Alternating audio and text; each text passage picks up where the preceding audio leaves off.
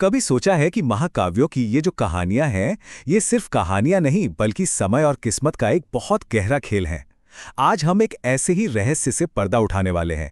एक ऐसी अनोखी नज़र से इन कहानियों को देखेंगे जो शायद हमारे सुने सुनाए इतिहास को पूरी तरह से बदल दे। चलिए एक सवाल से शुरू करते हैं जो शायद हम सबके दिमाग में कभी ना कभी तो आता ही है। क्या हमारी जिंदगी में जो कुछ भी होता है, हर घटना, हर मुलाकात, हर मोड़, सब पहले से तय है, या फिर ये सब सिर्फ इत्तेफाक है? तो इसी सवाल का जवाब ना एक बहुत ही दिलचस्प कॉन्सेप्ट में छिपा हुआ है, जिसे कहते हैं समय संयोग। चलिए समझते हैं कि आखिर ये है क्या। समय संयोग का मतलब है कि कुछ भी अचानक नहीं होता। हर चीज के पीछे एक वजह है। इसको ऐसे समझिए, जैसे घड़ी की सुई अपने तय वक्त पर ही अपनी जगह पहुंचती है ना? बिल्कुल वैसे ही हमारी जिंदगी की हर छोटी से छोटी और बड़ी से बड़ी घटना एक किसी बड़ी शक्ति ने पहले से ही तय कर रखी है। ये सब समय का एक फिक्स किया हुआ एक संयोग है। अब आते हैं असली मुद्दे पर। ये जो समय संयोग का कॉन्सेप्ट है ना, अब हम देखेंगे कि ये महाभारत जैसी इतनी बड़ी कहानी को कैसे एक बिल्कुल ही नया और सच कहूं तो एक चौंकाने वाला एंगल देता है। महाभारत, इतना बड़ा महाविनाश, इसकी शुरुआत किसी युद्ध से नहीं हुई थी। नहीं, इसकी शुरुआत हुई थी सिर्फ एक ताने से। द्रौपदी के मुंह से निकला एक वाक्य जिसने पूरे इतिहास का रुख ही मोड़कर रख दिया। सिर्फ एक ताना, और उसका नतीजा भरी सभा में द्रौपदी का चीरहरण। एक ऐसी घटना जिसने इंसानियत को शर्मसार कर दिया। और सबसे बड़ी बात, उस सभा में बैठे 3 महारथी भीष्म, द्रोण और कर्ण सब बस चुपचाप तमाशा देखते रहे। और उनकी इसी चुप्पी की कीमत पहले से तय थी। ये सिर्फ एक गलती नहीं थी, इसका अंजाम लिखा जा चुका था। भीष्म को मिली बाणों की शैया पर एक दर्दनाक मौत। द्रोण और कर्ण भी युद्ध में मारे गए। तो क्या ये सब सिर्फ एक इत्तेफाक था, या ये समय का लिखा हुआ इंसाफ था? लेकिन उस पूरी सभा में एक आवाज ऐसी भी थी जो इस अन्याय के खिलाफ उठी। वो थे विदुर। उन्होंने इसका विरोध किया। उन्हें दासीपुत्र कहकर जलील भी किया गया, लेकिन उन्होंने अपनी जमीर का सौदा नहीं किया। वो उस अधर्म की सभा से उठकर चले गए।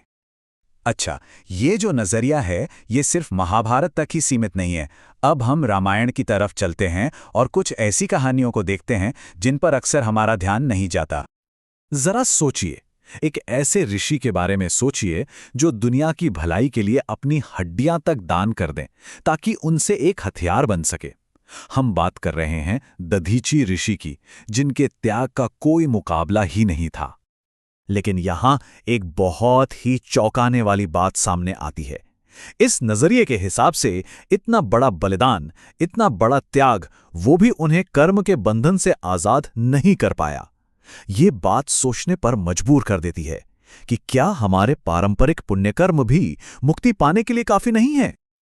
और देखिए, ये नजरिया ना इन महाकाव्यों के किरदारों को सिर्फ हीरो की तरह नहीं दिखाता, बल्कि उनकी जो इंसानी कमजोरियां हैं उन पर भी रोशनी डालता है। जैसे कि कुंभकर्ण को ही ले लीजिए। हम सब उन्हें बस सोने वाले एक राक्षस के तौर पर ही जानते हैं, है ना? लेकिन क्या आपको पता है कि जब वो 6 महीने की नींद से उठता था तो उसे जगाने के लिए 12,000 सैनिक लगते थे, और उसका नाश्ता 100 भैंसें और 100 मटके शराब। ये सब बताने का मतलब ये है कि ये किरदार भी दुनिया की इच्छाओं और कमजोरियों में कितनी बुरी तरह से जकड़े हुए थे।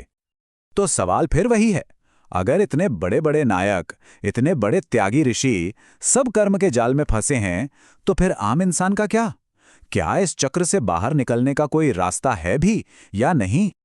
तो इसी का जवाब देते हुए ये नजरिया हमें बताता है कि मुक्ति तक पहुंचने के 2 रास्ते हैं, और इसको समझाने के लिए एक बहुत ही कमाल का उदाहरण दिया गया है। एक रास्ता है पपील मार्ग, यानी चींटी का रास्ता, जो धीरे धीरे मेहनत से कई जन्मों तक पेड़ पर चढ़ती रहती है।